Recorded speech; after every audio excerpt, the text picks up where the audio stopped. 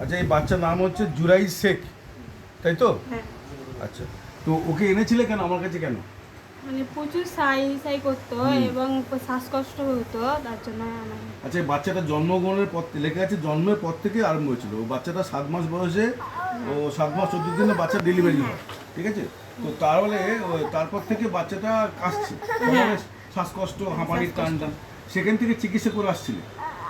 হ্যাঁ, রামপুরহাটে মানে দেখাতাম বড় ডাক্তারকে, কিন্তু সময়ে মানে ওষুধ খাওয়াতাম, মানে কমতো, আবার মানে বন্ধ হলে আবার মানে বেড়ে যেত। এখন বাচ্চার বয়স হচ্ছে 2 বছর। হ্যাঁ, তো এই এতদিনের মধ্যে কখনো বাচ্চারা ভালো ছিল কি, সুস্থ ছিল না কি? সুস্থ ছিল, মানে কমতো, ওষুধ চলাকালীন কমতো নি, মানে শেষ হয়ে গেলে মানে আবার বেড়ে আবার যেত। হতো। হ্যাঁ, যে এবার তোমরা আমার কাছে এনেছো কতদিন হলো?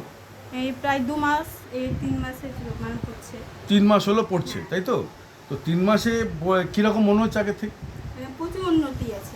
প্রচুর উন্নতি আছে। হ্যাঁ, মানে এই মানে 1.5 বছরের থেকে মানে এখন 2 মাসে প্রচুর 2 মাস সময় মানে বাচ্চা শ্বাসকষ্ট নেই, ঘড় ঘড় শব্দ নেই, কিচ্ছু নেই, না। তাই তো? আচ্ছা, ঠিক আছে। তো তোমার কি মনে হচ্ছে বাচ্চাটা এরকম, যারা বাচ্চারা ভোগে, যারা বাচ্চাটা প্রচুর এরকম বাচ্চা শ্বাসকষ্ট ভোগে, হ্যাঁ। তা তোমার কি মনে হচ্ছে হোমিওপ্যাথি করলে তারা সারবে? হ্যাঁ, হ্যাঁ, তোমার ভরসা এসছে? হ্যাঁ এসছে। হ্যাঁ, ঠিক আছে, ওকে।